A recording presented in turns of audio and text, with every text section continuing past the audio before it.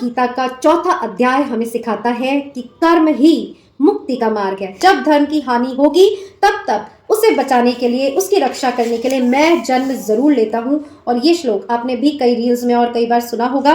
इसीलिए कहते हैं गाइस, जो भी भक्ति करता है उसे ये विश्वास जरूर रहना चाहिए कि भले ही वो पराजित होता हुआ दिखे, पर वो कभी पराजित नहीं हो सकता, क्योंकि जब जब उस पर आसुरी शक्तियों का आक्रमण होगा तब ईश्वर दैवीय शक्तियों के माध्यम से उसे बचाने जरूर आएंगे। और इसलिए आपने देखा होगा, जो भी भक्ति करते हैं वो किसी से नहीं डरते हैं, उनको सिर्फ और सिर्फ एक ही आश्रय होता है, ईश्वर का। इसीलिए वो सब में ईश्वर तो देखते हैं, सबका सम्मान तो करते हैं, पर भय कि ये मेरा कुछ बिगाड़ देगा, ये मुझे नुकसान पहुंचा देगा, ऐसा भाव उनमें कभी नहीं होता। और यही विश्वास जब तक एक भक्त में नहीं आता, उसकी भक्ति जो है वो सिद्ध नहीं होती।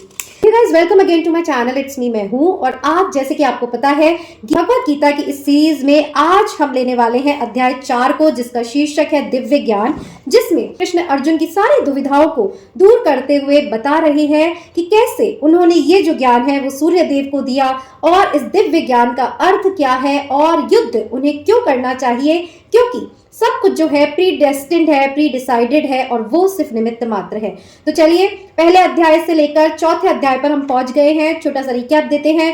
पहले अध्याय में अर्जुन श्री कृष्ण को कहते हैं कि मेरे रथ को युद्ध भूमि के मध्य में ले जाइए, और भी अपनों को जब अपने सामने हथियार लिए खड़ा हुआ वो पाते हैं तब उन्हें मारने और खोने का भय उनमें उत्पन्न होता है, और वो अपना धनुष बाण छोड़कर एक और रथ में हताशा में बैठ जाते हैं और कह देते हैं कि मैं युद्ध नहीं करूंगा।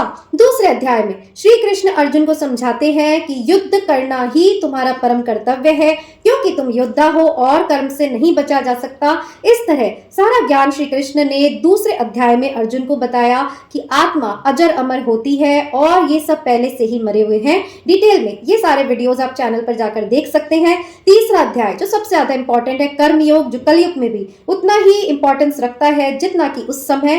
तो श्री कृष्ण ने कर्म का महत्व कैसे समझाया और हमारे लिए उससे क्या प्रेरणा है, ये सारी बातें कर्मयोग के एपिसोड में हमने डिस्कस की थी। और अब आते हैं दिव्य ज्ञान की ओर कि इसमें श्री कृष्ण अर्जुन को क्या कहते हैं। तो जैसे हम हमेशा स्टार्ट करते हैं पहले श्लोक को हम संस्कृत में पढ़ेंगे, उसके बाद सिर्फ ट्रांसलेशंस पढ़ेंगे और उसकी रेलेवेंस आज जो है हमारी लाइफ में उसको हम समझेंगे।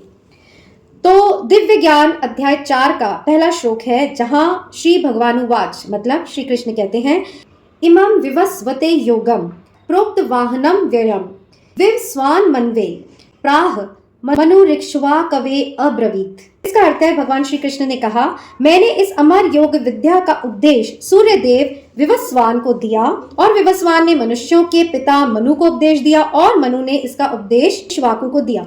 तो यहाँ श्री कृष्ण जो हैं वो इस ज्ञान की श्रृंखला को बता रहे हैं, इस ज्ञान की लेगेसी को बता रहे हैं कि कैसे मैंने सूर्यदेव को ये ज्ञान दिया, कैसे सूर्यदेव ने मनु को ये ज्ञान दिया, और कैसे मनु ने इसका उपदेश जो है इक्ष्वाकु को दिया। के बाद श्री कृष्ण कहते हैं, इस प्रकार ये परम विज्ञान गुरु परंपरा के द्वारा राजर्षियों को दिया गया, और इसी विधि से इसे समझा गया। बट धीरे धीरे ये जो कालक्रम है, मतलब ये जो परंपरा है, वो छिन्न होती गई, क्योंकि युग बदलते गए और अब यथा रूप से यह लुप्त हो गई। इसका मतलब है, जैसे कलयुग में हम भी देख रहे हैं, शास्त्रों का ज्ञान जो है वो हमें नहीं है। ज्ञान छोड़िए, उनके बारे में हमें पता भी नहीं है। गीता भी जो वर्ल्ड में इतनी फेमस है, हमें इसका ज्ञान नहीं है आज की यूथ की अगर बात करें तो। इसलिए श्री कृष्ण यहाँ कहते हैं कि ये जो प्राचीन परंपरा चली आ रही है वो धीरे धीरे लुप्त हो गई है, और इसलिए वे कहते हैं कि आज मेरे द्वारा वही प्राचीन योग, यानी परमेश्वर के साथ अपने संबंध का विज्ञान। अभी प्राचीन योग क्या है? परमेश्वर और पुरुष के संबंध का, कि हम में क्या संबंध होता है, आत्मा और परमात्मा का क्या संबंध होता है। तो श्री कृष्ण कहते हैं, यही ज्ञान तुमसे कहा जा रहा है, क्योंकि तुम मेरे भक्त तथा मित्र हो, अतः तुम इस विज्ञान के दिव्य रहस्य को समझ सकते हो। अब यहाँ अर्जुन की भी देखिए पात्रता है कि श्री कृष्ण ने माना कि वो उनके भक्त हैं और सही पात्र भी हैं, तभी वो उसे समझ सकते हैं। देखिए गाइस, कहते हैं ईश्वर का ज्ञान उससे ही मिलता है जिसमें उसकी पात्रता होती है। पात्रता मतलब उसे ग्रहण करने के लिए उसका मन, शरीर, विचार सभी शुद्ध होते हैं, तभी ईश्वर का ज्ञान जो है किसी को मिलता है। और ऐसे ही जब जिस पर ईश्वर की कृपा होती है, तभी ऐसे वीडियोस भी जो मैं ईश्वर की प्रेरणा से बना रही हूँ लोगों तक पहुंचेंगे। नहीं तो वो ही थोड़े व्यूज आकर रह जाएंगे, कुछ लोगों तक पहुंचेंगे, बट जिन तक भी पहुंचेंगे, ये जो दिव्य ज्ञान ईश्वर द्वारा दिया गया है भगवत गीता में, जिससे देने का, जिससे प्रदान करने का यहाँ मैं निमित्त बनी, उनके जीवन में जरूर बदल आएगी। तो आगे अर्जुन कहते हैं कि अर्जुन के पहले श्लोक को भी हम संस्कृत में पढ़ लेते हैं। अपरम भवतो जन्म परम जन्म विवस्वतः कथमे द्विजानियाम त्वमादौ प्रोक्तावानिति। इसका मतलब है, अर्जुन कहते हैं सूर्य देव विवस्वान आपसे पहले हो चुके हैं, तो फिर मैं कैसे समझूं कि प्रारंभ में भी उन्हें इस विद्या का उपदेश दिया गया था। अब देखिए, अर्जुन अभी भी कृष्ण को अपना सखा ही मान रहे हैं और ये समझने को तैयार नहीं है कि सूर्य तो बहुत पहले से हुए हुए हैं, तो मैं कैसे मान लूं कि आप सूर्य से पहले थे, क्योंकि अभी तो आप मेरे सामने हैं। तो सूर्य से पहले आप कैसे थे और आपने उनको ज्ञान कैसे दे दिया? तो अब अर्जुन के इस संशय को भगवान दूर करते हैं। वो कहते हैं, तुम्हारे तथा मेरे अनेकानेक जन्म हुए हैं पार्थ, मुझे तो उन सबका स्मरण है, किंतु हे परम तप, तो तुम्हें उनका स्मरण नहीं रह सकता। अब देखिए, यहाँ पुरुष और परमात्मा के बीच का फर्क पता चल रहा है। कृष्ण ने कहा कि हमारे कई जन्म हो चुके हैं, तुम वो भूल गए हो, क्योंकि वो साधारण पुरुष है और क्योंकि मैं परमात्मा हूँ, मैं अवतार लेता हूँ, मुझे वो सारे जन्म याद हैं। तो ये भूल से मत सोचो कि तुम्हारा और मेरा ये पहला जन्म है। आगे वे कहते हैं, यद्यपि मैं अजन्मा तथा विनाशी हूँ और यद्यपि मैं समस्त जीवों का स्वामी हूँ, तो भी प्रत्येक युग में मैं अपने आदि दिव्य रूप से प्रकट होता हूँ। और ईश्वर यहाँ अपने अवतार लेने की बात कह रहे हैं कि भले ही मैं अविनाशी हूँ, अजन्मा हूँ, फिर भी मैं अपने दिव्य रूप से प्रकट होता हूँ और लोगों को प्रेरणा देता हूँ। आगे वे कहते हैं, हे भरतवंशी, जब भी और जहां भी धर्म का पतन होता है और अधर्म की प्रधानता होने लगती है, तब तब मैं अवतार लेता हूँ। तो ये जो है गीता का श्लोक मैंने मिस कर दिया, हम इसे संस्कृत में जरूर पढ़ेंगे। बहुत ही इंपॉर्टेंट श्लोक है जिसकी हिंदी अभी हमने पढ़ी। यदा यदा ही धर्मस्य ग्लानिर्भवति भारत अभ्युत्थानम धर्मस्य तदात्मानं सृजाम्यहम्। मतलब जब जब धर्म की हानि होगी, तब तब उसे बचाने के लिए, उसकी रक्षा करने के लिए मैं जन्म जरूर लेता हूँ। और ये श्लोक आपने भी कई रील्स में और कई बार सुना होगा। इसीलिए कहते हैं गाइस, जो भी भक्ति करता है उससे ये विश्वास जरूर रहना चाहिए कि भले ही वो पराजित होता हुआ दिखे, पर वो कभी पराजित नहीं हो सकता, क्योंकि जब जब उस पर आसुरी शक्तियों का आक्रमण होगा, तब तब ईश्वर दैवीय शक्तियों के माध्यम से उसे बचाने जरूर आएंगे। और इसलिए आपने देखा होगा, जो भी भक्ति करते हैं वो किसी से नहीं डरते हैं, उनको सिर्फ और सिर्फ एक ही आश्रय होता है, ईश्वर का। इसीलिए वो सब में ईश्वर तो देखते हैं, सबका सम्मान तो करते हैं, पर भय कि ये मेरा कुछ बिगाड़ देगा, ये मुझे नुकसान पहुंचा देगा, ऐसा भाव उनमें कभी नहीं होता। और यही विश्वास जब तक एक भक्त में नहीं आता, उसकी भक्ति जो है वो सिद्ध नहीं होती। भक्तों का उद्धार करने, दुष्टों का विनाश करने तथा धर्म की फिर से स्थापना करने के लिए मैं हर युग में प्रकट होता हूँ। आगे भगवान कहते हैं, हे अर्जुन, जो मेरे आविर्भाव तथा कर्मों की दिव्य प्रकृति को जानता है, वह इस शरीर को छोड़ने पर इस भौतिक संसार में पुनः जन्म नहीं लेता, अपितु मेरे सनातन धाम को प्राप्त होता है। और यहाँ श्री कृष्ण कहते हैं कि जो मेरे इस आने और जाने को, मेरे कर्मों को समझ जाता है, यानी वो इस भाव को समझ जाता है कि प्रकृति और पुरुष जो है अलग नहीं है, और ऐसा समझने पर, ऐसी बुद्धि उसके आने पर वो इस धाम से मुक्त हो जाता है, अर्थात जन्म नहीं लेता और कृष्ण के ही धाम को प्राप्त होता है। आगे वे कहते हैं, आसक्ति, भय तथा क्रोध से मुक्त होकर, मुझ में पूर्णतया तन्मय होकर और मेरी शरण में आकर बहुत से व्यक्ति भूतकाल में मेरे ज्ञान से पवित्र हो चुके हैं। इस प्रकार इन सबों ने मेरे दिव्य प्रेम को प्राप्त किया। तो जिन जिन ने भी ईश्वर की इस ज्ञान को स्वीकारा, उसे अप्लाई किया, वो सभी लोग मुक्त हुए, ऐसा श्री कृष्ण यहाँ कह रहे हैं। जिस भाव से सारे लोग मेरी शरण ग्रहण करते हैं, उसी के अनुरूप मैं उन्हें फल देता हूँ। हे पार्थ, प्रत्येक व्यक्ति सभी प्रकार से मेरे पथ का अनुगमन करता है।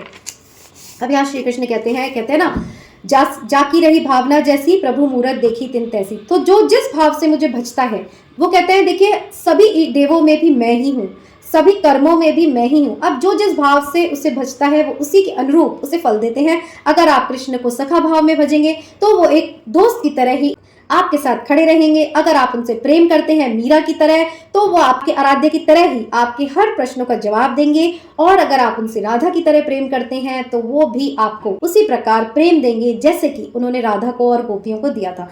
तो इसलिए जिस प्रकार की भी भक्ति में आप लीन होंगे, उसका फल भी उसी के अनुरूप आपको मिलेगा। इस संसार में मनुष्य सकाम कर्मों में सिद्धि चाहते हैं, फलस्वरूप वे देवताओं की पूजा करते हैं। निस्संदेह संसार में मनुष्यों को सकाम कर्म का फल शीघ्र प्राप्त होता है। और कहते हैं, जो जो फल, सेवा, पूजा और मनुष्य जो इस जन्म में करते हैं, वो सब उन्हें फल प्राप्त होते हैं। आगे श्री कृष्ण कहते हैं, मुझ पर किसी कर्म का प्रभाव नहीं पड़ता, न ही मैं कर्म फल की कामना करता हूँ। जो मेरे संबंध में इस सत्य को जानता है, वह भी कर्मों के फल के पाश में नहीं बनता। अब देखिए, ये बात बहुत ही इंपॉर्टेंट है कि कृष्ण कहते हैं कि मुझ पर किसी भी कर्म का प्रभाव नहीं पड़ता। ये वही बात है जो कृष्ण ने कही कि कर्म करो ईश्वर के अर्पित करते हुए, तो आप उसके फल से बंधे नहीं रहेंगे। तो इसका मतलब ये है कि कृष्ण कर्म तो करते हैं बट उसमें बंधते नहीं है। मतलब ये कर्तव्य मिला है तो हमें करना है, इसका फल क्या है इसका विचार नहीं करना है, हर चीज ईश्वर को समर्पित करके चलनी है। तो ऐसा कर्म जब आप करेंगे तो कृष्ण कहते हैं कि जिस तरह मैं कर्म फल में नहीं बंधता, वैसे ही मेरे भक्त जो इन कर्मों के खेल को समझ जाते हैं वो भी इस कर्म पाश में, मतलब कर्म करने उसके फल को भोगने के बंधन में नहीं बनते हैं। देखिए एक बात मुझे याद आ रही है कि जब यमुना नदी जो थी, एक संत कौन थे मेरे को याद नहीं आ रहा, कृष्ण के साथ थे, और जब यमुना नदी पार करने वाले थे तब श्री कृष्ण ने यमुना नदी से कहा कि अगर मैंने कभी किसी चीज का भोग न किया हो तो आप मुझे रास्ता दे, और यमुना नदी ने रास्ता दे दिया। तब जो साथ थे, मुझे नाम याद नहीं आ रहा, आपको आए तो जरूर लिखेगा, उन्होंने प्रश्न किया, शायद बलराम थे या जो भी, मुझे याद नहीं आ रहा। तो उन्होंने पूछा, एक बात बताइए सखा, तुम कहते हो तुम भोगता नहीं हो, तुम माखन भी चुराते हो, तुम राधा और गोपियों के साथ रास भी करते हो, हमारी इतनी पत्नियां भी है, फिर भी तुम अभोक्ता, तो ये बात यमुना ने कैसे मान ली? तब श्री कृष्ण कहते हैं कि देखिए, कर्म जो होता है, जो अंदर से आपको बांधता नहीं है कि कर्म करने के लिए काम कर रहे हैं, बट अंदर से हम उससे बंधे नहीं है, मीन्स हम उसका विचार नहीं कर रहे, चिंतन नहीं कर रहे, पर कर्म पवित्र कर रहे हैं, तो इसका मतलब होता है, जैसे कि संतों ने भी कहा है कि सब कुछ भोगते हुए भी वह इंसान जो है अभोक्ता रहता है। इसी प्रकार कृष्ण कह रहे हैं, जो मेरे कर्मों के सिद्धांत को समझ जाता है वो भक्त भी इस कर्म फल के पाश से मुक्त हो जाता है। कर्म क्या है और अकर्म क्या है, इसे निश्चित करने में बुद्धिमान व्यक्ति भी मोहग्रस्त हो जाते हैं। अतः मैं तुमको बताऊंगा कि कर्म क्या है, जिसे जानकर तुम सारे अशुभ से मुक्त हो सकोगे। अब ये कहते हैं कि कर्म और अकर्म, इनमें क्या फर्क है, कि कोई कर्म कर्म हुआ और कोई कर्म अकर्म हुआ, इनमें क्या फर्क है? कृष्ण कहते हैं इसको लेकर लोग बहुत कंफ्यूज हो जाते हैं, इसीलिए आज मैं तुम्हें सच्चाई बताऊंगा, और अर्जुन के साथ साथ हमें भी ये सच्चाई जानने को मिलेगी कि इनमें क्या फर्क है, और हमें अब इस कलयुग में कैसे कर्म करना चाहिए कि आगे जाके हमें उनका फल ना भोगना पड़े। देखिए, अच्छा फल तो सभी भोगना चाहते हैं, बट जब भी बुरे फल की बात आती है तो हम सोचते हैं भगवान हमें बचा ले। क्यों भाई? भगवान ने आपको बुद्धि दी थी कि ये कर्म करना है कि नहीं करना है, अगर आपने उस बुद्धि का दुरुपयोग करके बुरा कर्म किया तो फिर तो भगवान भी आपको नहीं बचा सकते। उनकी लीलाओं में भी आपको यही दिखेगा कि कर्म का फल तो भोगना ही पड़ता है। तो आगे बताते हैं, जिसे आप भी सुनिए, कि कर्म की बारीकियों को समझना अत्यंत कठिन है, अतः मनुष्य को चाहिए कि वह ठीक से जाने कि कर्म क्या है और अकर्म क्या है। तो यहाँ 3 प्रकार के कर्म बताए हैं, कर्म, विकर्म और अकर्म। जो मनुष्य कर्म में अकर्म और अकर्म में कर्म देखता है वह सभी मनुष्यों में बुद्धिमान है और सब प्रकार के कर्मों में प्रवृत्त रहकर भी दिव्य स्थिति में रहता है। इसका मतलब है कि कर्म में अकर्म देखता है कि जो ईश्वर को समर्पित होकर कि भाई मुझे ये कर्तव्य मिला है, मैं ये कर रहा हूँ, मैं इसका कर्ता नहीं हूँ, जो कर रहा है ईश्वर कर रहा है, जो देगा वो ईश्वर देगा, ईश्वर का ही है। तो ऐसा व्यक्ति जो है वो अच्छे फल को भी भोगने की उसमें कामना नहीं होती, क्योंकि अगर अच्छे को भोगने की कामना होगी तो फिर बुरे फल को भी भोगना ही पड़ेगा। तो यहाँ कहने का मतलब है कि अगर ईश्वर को कर्म समर्पित कर दो तो वो फिर अभोक्ता ही हो जाता है। जिस व्यक्ति का प्रत्येक प्रयास इंद्रिय तृप्ति की कामना से रहित होता है उससे पूर्ण ज्ञानी समझा जाता है। उसे ही साधु पुरुष ऐसा कर्ता कहते हैं जिसने पूर्ण ज्ञान की अग्नि में कर्म फलों को भस्मसात कर दिया है। इसका मतलब है कि जो इंसान सिर्फ इंद्रिय तृप्ति के लिए कर्म नहीं करता, जैसे हम सोते हैं उठते हैं, ये हमारा कर्म है, सोना उठना, शरीर को खिलाना, उसका ध्यान रखना, ये सब कर्म है। उसके लिए कुछ कर्म करना मीन्स कोई जॉब करना। बट अगर हम आवश्यकताओं के अलावा सिर्फ इंद्रिय तृप्ति के लिए, कि जैसे हमें मजा आता है तो हम फिल्में देख के समय पास कर रहे हैं, हमें पैसे की भूख है, मतलब जीवन यापन के लिए काफी है, पर पैसे की भूख है तो हम गलत काम कर रहे हैं, तो फिर ये जो कर्म है इंद्रिय तृप्ति के लिए आप कर रहे हैं, उसकी आपको आवश्यकता नहीं है, और यही कर्म जो है वो आपको बांधता है। अपने कर्म फलों की सारी आसक्ति को त्याग कर सदैव संतुष्ट तथा स्वतंत्र रहकर वह सभी प्रकार के कार्यों में व्यस्त रहकर भी कोई सकाम कर्म नहीं करता। और जो व्यक्ति संतुष्ट रहता है, सिर्फ करने के लिए कर्म करता है, वह व्यक्ति हमेशा संतुष्ट रहता है, और ऐसा ही व्यक्ति जो है वो कर्म को अकर्म की तरह करता है, मीन्स वो कर्म बंधन से मुक्त हो जाता है। आगे कहते हैं ऐसा ज्ञानी पुरुष पूर्ण रूप से संयमित मन तथा बुद्धि से कार्य करता है, अपनी संपत्ति के सारे स्वामित्व को त्याग देता है और केवल शरीर निर्वाह के लिए कर्म करता है। जैसे कि मैंने बताया, जितना जरूरत है उतना ही वो उपयोग करता है। इस तरह कार्य करता हुआ पाप रूपी फलों से भी प्रभावित नहीं होता। जैसे कि मैंने बताया कि अगर कर्मों को भोगने की आशा नहीं रखेगा तो बुरे कर्म को भी भोगने की आशा जो है वो समाप्त हो जाएगी। तो देखिए गाइस, ये चैप्टर तो मुझे मोस्ट इंपॉर्टेंट लग रहा है, क्योंकि अभी कलयुग में हम क्या कर रहे हैं, भक्ति तो इतनी हो नहीं पा रही, तो हम कर्म में ही लिप्त हैं। तो कर्म कैसा होना चाहिए जो आपको मुक्ति की ओर ले जाए, जो आपको ईश्वर की ओर ले जाए, वही कृष्ण यहाँ पे बोल रहे हैं। तो आगे वो कहते हैं जो स्वतः लाभ होने वाले लाभ से संतुष्ट रहता है, मतलब आप कर्म कर रहे हैं, पवित्र कर्म कर रहे हैं, उसमें लाभ हो रहा है, उसमें संतुष्ट हो रहे हैं। जो द्वंद से मुक्त है, मतलब जिसमें द्वंद नहीं है कि ये करूंगा तो ये होगा, वो सोचता है जो हो रहा है ईश्वर करवा रहा है, और ईर्ष्या नहीं करता। दूसरे को अगर बहुत कुछ मिल रहा है तो उससे भी ईर्ष्या नहीं करता। जो सफलता असफलता में दोनों में स्थिर है, यानी स्थित प्रज्ञ है, न लाभ से खुश न हानि से दुखी, वह कर्म करता हुआ भी कभी नहीं बनता। और यही आज मोस्ट इंपॉर्टेंट है गाइस।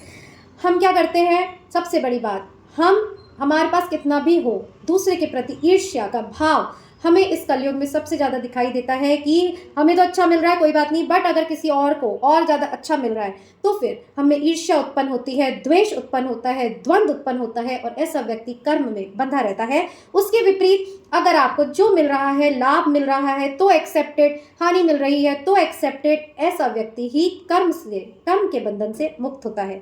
आगे कहते हैं जो पुरुष प्रकृति के गुणों के प्रति अनासक्त है और जो दिव्य ज्ञान में पूर्णतः स्थित है, उसके सारे कर्म ब्रह्म में ही लीन रहते हैं। जैसे कि हमारे गुरुजी थे, मैं बताती हूँ, जो भी दिनचर्या उनकी थी, सुबह उठकर नहाना, पूजा करना, खाना खाना और निरंतर ध्यान में लीन रहना, तो ऐसे पुरुष जो भी करते हैं उनका हर कर्म ब्रह्मलीन होता है। क्योंकि आप भी ऐसे बन सकते हैं, जरूरी नहीं संन्यास लेकर ही और सिर्फ पूजा पाठ कर कर ही ब्रह्मलीन रहा जा सकता है जी, नहीं।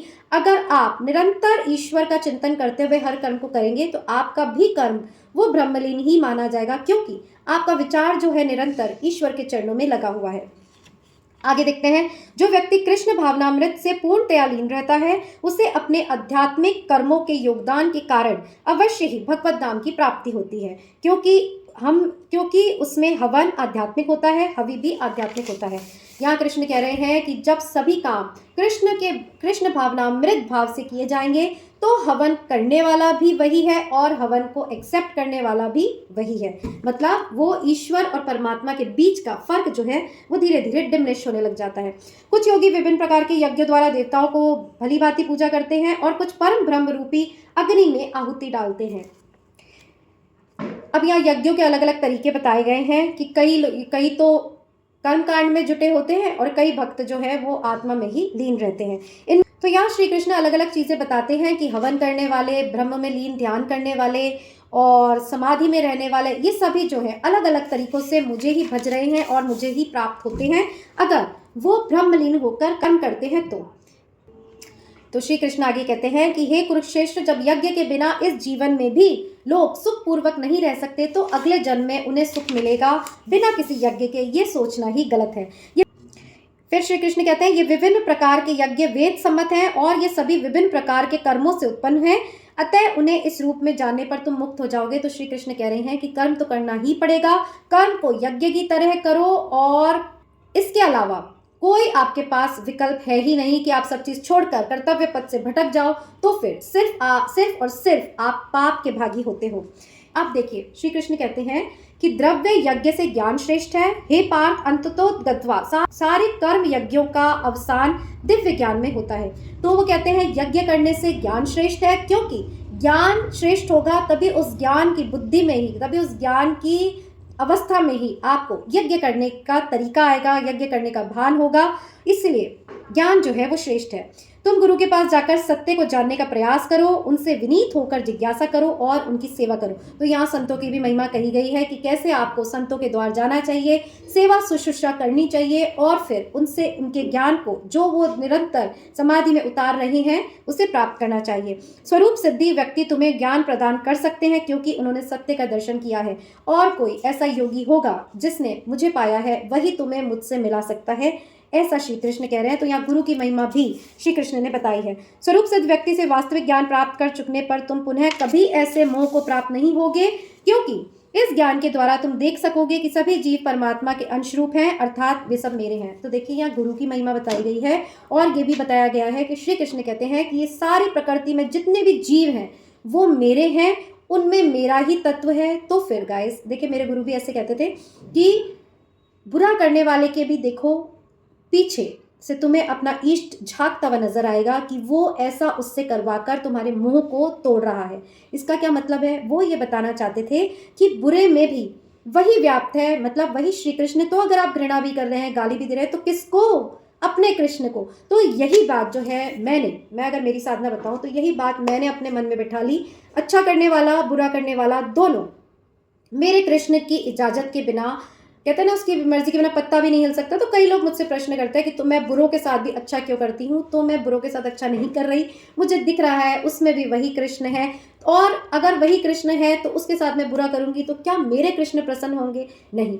इसीलिए मैं कहती हूँ कि जो जो आपके साथ जो कर रहा है उसके पीछे का मैसेज जो भगवान आपको देना चाह रहे हैं, मतलब किसी से आपको दूर करना है, वो अगर आपके लिए सही नहीं है तो उससे कुछ ऐसा बुलवाएंगे, करवाएंगे कि आप उससे दूर होने के लिए उस मोह को वो तोड़ेंगे। और फिर आप उस व्यक्ति को दोष मत दीजिए कि उसने हमारा नुकसान किया, उसने हमें धोखा दिया, प्यार में धोखा दिया, XYZ किसी में भी, क्योंकि यहाँ श्री कृष्ण खुद कहते हैं सब में मैं हूँ। और ये बात जो है हम सब जानते हैं, उसके बावजूद इसकी उसकी हम करते रहते हैं, घृणा, नफरत, द्वेष हम पालते रहते हैं, और इसीलिए हमारी भक्ति जो है सफल नहीं हो पाती। तो ये भाव मुझ में भी नहीं था। साधना करा करा कर गुरु ने ऐसा भाव मुझ में भरा कि अब जहां भी देखती हूँ मुझे कृष्ण ही दिखाई देते हैं। तो जब आप हर किसी में कृष्ण कृष्ण देखने लगेंगे तो वाकई लोगों में भी, और कौन है इस जगत में बुरा? सब अपने अपने कर्मों को कर रहे हैं, अपने अपने फल को भोग रहे हैं। कम से कम आप इस प्रकृति की गेम से साइड में हो जाइए। तब आप किसी खेल को खेलते हैं ना, तब तक आप उसके प्लेयर बने रहते हैं, पर जब आप खेल के मैदान से हटकर उस गेम को देखेंगे तभी आपको उसकी सत्यता समझ में आती है। और यही गुरु करते हैं, इस संसार रूपी कीचड़ से हमको उठाकर बाहर रख देते हैं कि अब तुम देखो कि क्या ये कीचड़ उतरने लायक है या फिर इससे मुक्ति पाने की हमें कामना करनी चाहिए। ये इंपॉर्टेंट है कि ईश्वर सब में है। जब आप में भाव आएगा तो वाकई जीवन आपका जो है सुखद हो जाएगा, क्योंकि फिर आपको कोई दूसरा लगेगा ही नहीं। यदि तुम्हें समस्त पापियों में भी सर्वाधिक पापी समझा जाए तो भी तुम दिव्य ज्ञान रूपी नाव में स्थित होकर दुख सागर को पार करने में समर्थ हो। और यहाँ श्री कृष्ण कहते हैं कितने भी महापापी क्यों ना हो, अगर वो ईश्वर का और ज्ञान का, गुरु का आश्रय लेते हैं तो उसके भी सुधरने की और मुक्त होने की पूरी पूरी गारंटी है, ऐसा वो कहते हैं। बट कब? जब आप समर्पण करेंगे तब। जैसे प्रज्वलित अग्नि ईंधन को भस्म कर देती है, उसी तरह हे अर्जुन, ज्ञान रूपी अग्नि भौतिक कर्मों के समस्त फलों को जला डालती है। तो यहाँ श्री कृष्ण कहते हैं कि जैसे अग्नि सब चीजों को भस्म कर देती है, वैसी ही अग्नि आपके तेज और तप से, ज्ञान से प्रकट होगी, जो आपके कर्म फलों को भी जला देगी। मीन्स आपको उस कर्म का भोक्ता नहीं बनने देगी। इस संसार में दिव्य ज्ञान के समान कुछ भी उदात्त और शुद्ध नहीं है। ऐसा ज्ञान समस्त योग का परिपक्व फल है। जो व्यक्ति भक्ति में सिद्ध हो जाता है वे यथा समय अपने अंतर में इस ज्ञान का आस्वादन करता है। तो ये यहाँ श्री कृष्ण कहते हैं कि जो भी श्रद्धालु और दिव्य ज्ञान के लिए अपने आप को समर्पित करते हैं, उन्हें मैं निश्चित तौर से इस ज्ञान का अधिकारी मानता हूँ, उन पर कृपा करता हूँ।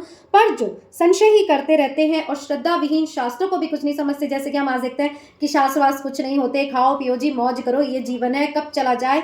तो जो इस बुद्धि से अपने जीवन को जीते हैं बेहोशी में, उन्हें श्री कृष्ण कहते हैं कि वह नीचे स्तर के जीवन को जीते हैं। और संशय आत्मा के लिए ना तो इस लोक में ना ही परलोक में कोई सुख है। कि जिसमें संशय है, जो हमेशा सवाल ही उठाता रहता है कि ये क्यों किया, वो क्यों किया, हम ऐसा क्यों करें, वो ऐसा व्यक्ति जो है वो जीवन में कभी भी सुखी और संतुष्ट नहीं हो सकता। भगवत प्राप्ति की तो बात ही छोड़ दीजिए। जो व्यक्ति अपने कर्म फलों का परित्याग करते हुए भक्ति करता है और जिसके संशय दिव्य ज्ञान द्वारा विनष्ट हो चुके होते हैं, वही वास्तव में आत्मपरायण है। हे धनंजय, वह कर्मों के बंधन में नहीं बनता। बहुत ईजी, आपको समझ में आ ही गया होगा कि जिसके सारे संशय दिव्य ज्ञान द्वारा नष्ट हो गए हैं, उससे ज्यादा बड़भागी कौन होगा।